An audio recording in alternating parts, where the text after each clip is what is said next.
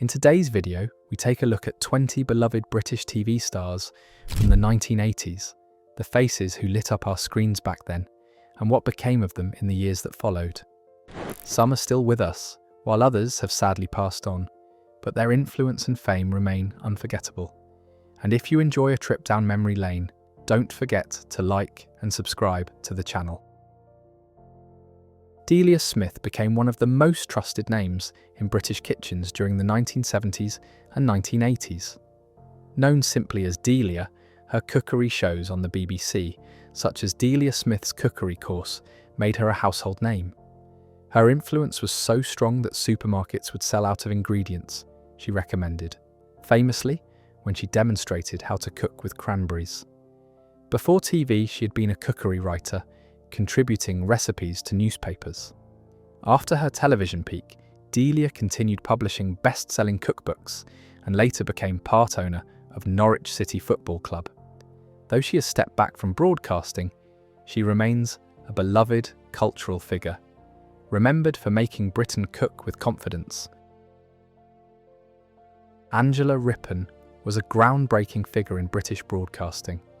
She became the first female journalist to present the BBC National News on a permanent basis in 1975, shattering a male-dominated tradition. By the 1980s, she had become one of the most recognisable faces on TV, moving beyond news to host entertainment shows like Come Dancing, which laid the groundwork for what would later become Strictly Come Dancing. Famously, she surprised the nation with a high-kick dance routine on Morecambe and Wise. Over the years, she became a regular in documentaries and health programmes, focusing on ageing and dementia awareness. Now in her late 70s, Angela still makes appearances on television, continuing to champion public health causes while remaining a trusted and respected figure in British media. Noel Edmonds was the cheeky, bearded face of 1980s family television. He began as a Radio 1 DJ in the 1970s, but found huge success on TV with Multicoloured Swap Shop, the Saturday morning show that defined a generation. By the mid-80s, he had cemented himself as one of the BBC's biggest stars with the Late Breakfast Show, mixing live stunts, music, and games. He later became synonymous with Noel's House Party in the 1990s, introducing characters like Mr. Blobby. Away from television, Edmonds pursued business ventures and later returned to TV screens in the 2000s with Deal or No Deal, a hit Channel 4 game show. Noel remains one of Britain's most enduring television personalities. Sir Bruce Forsyth, affectionately known as Brucey, was one of Britain's greatest entertainers. His career stretched back to the 1950s, but the 1980s cemented his role as the king of game shows. His sharp wit, dance skills, and warm rapport with contestants made him beloved across generations. Before television, he had been a variety performer, singing and dancing on stage from his teens. Remarkably, Brucey enjoyed a resurgence in the 2000s as co-host of Strictly Come Dancing, where he introduced ballroom to a new generation. He retired from the show in 2014 and passed away in 2017 at the age of 89. Born in Limerick, Ireland, Sir Terry Wogan became a household name in the UK as the host of Blankety Blank in the late 1970s and early 1980s, before moving on to his own hugely popular chat show, Wogan. He also became the iconic voice of the BBC's Eurovision Song Contest coverage, where his dry, humorous commentary made him just as entertaining as the performers themselves. Beyond TV, he was a legendary radio host, commanding massive audiences on BBC Radio 2 with his breakfast show. Later in his career, he helped raise millions for the Children in Need charity and remained active in broadcasting until his passing in 2016.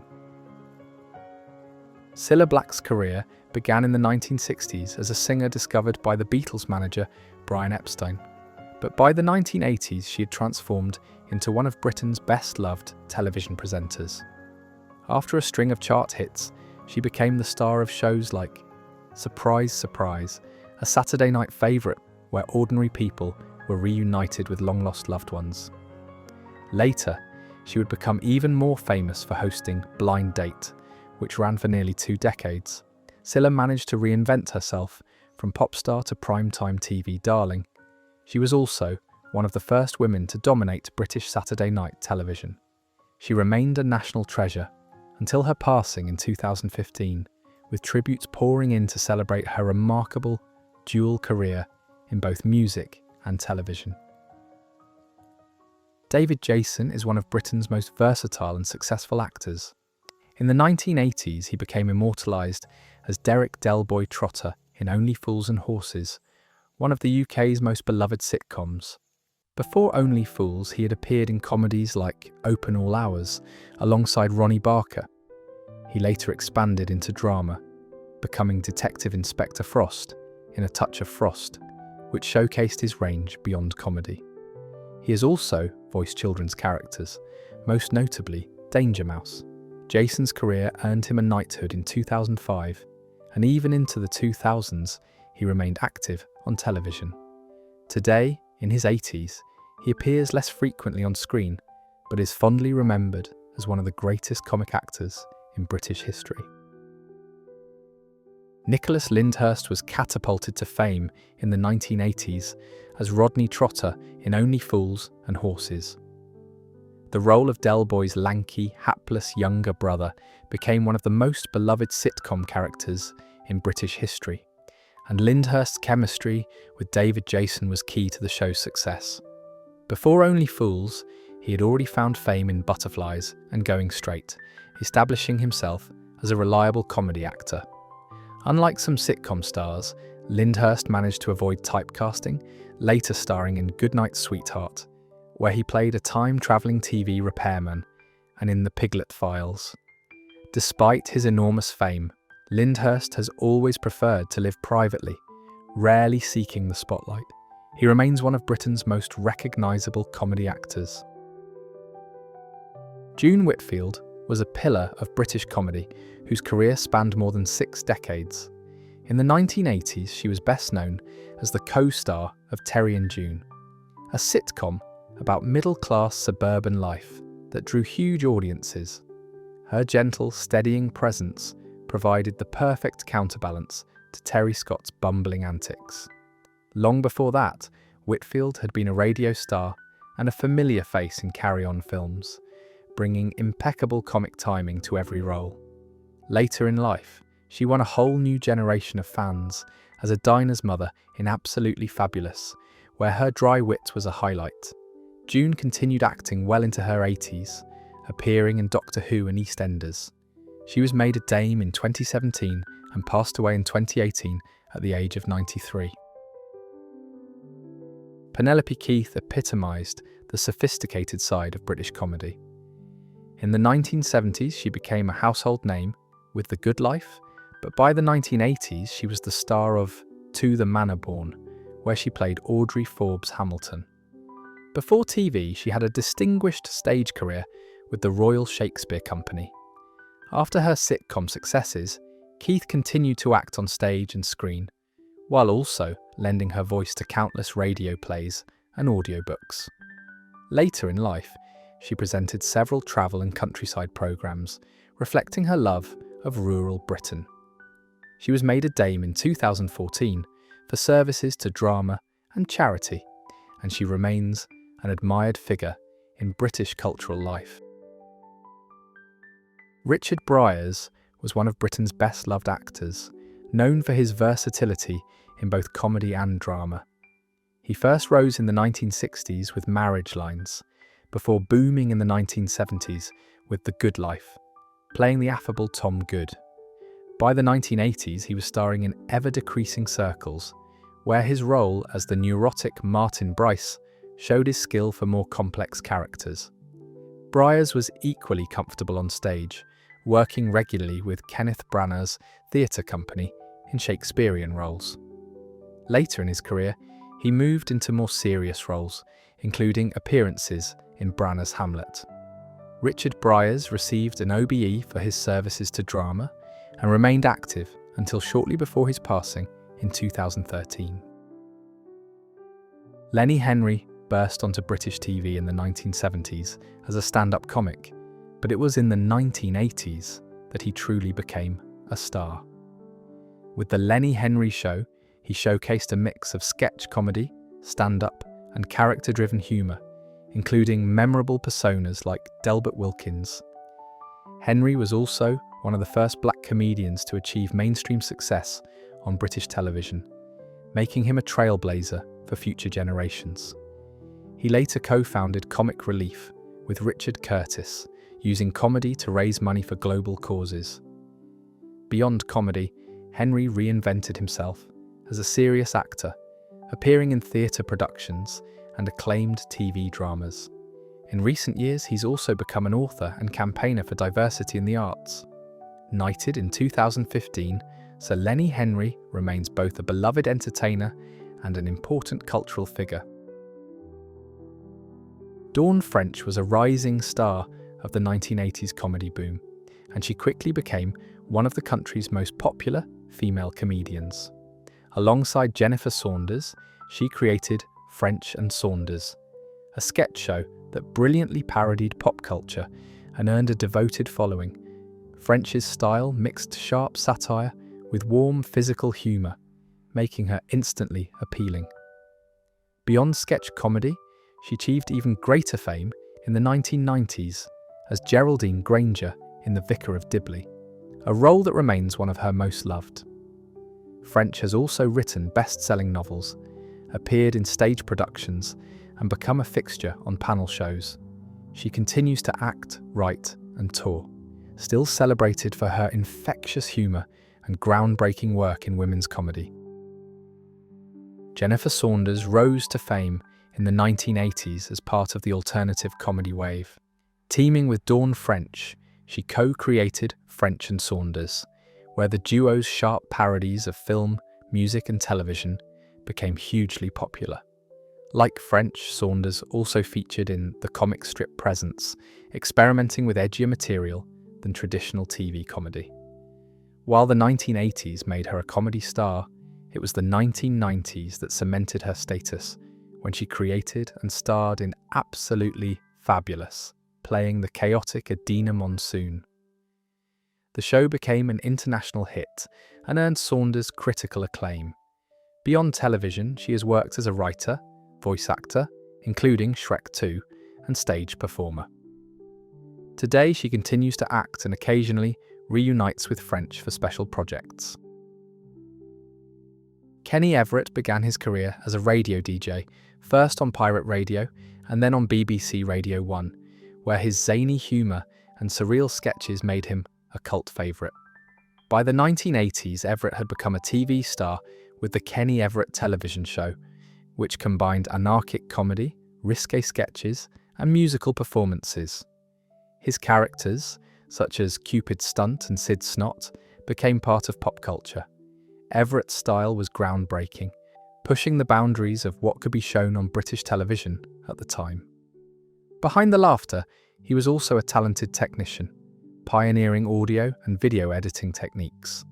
Kenny Everett sadly passed away in 1995 due to AIDS-related illness, but he still remains fondly remembered.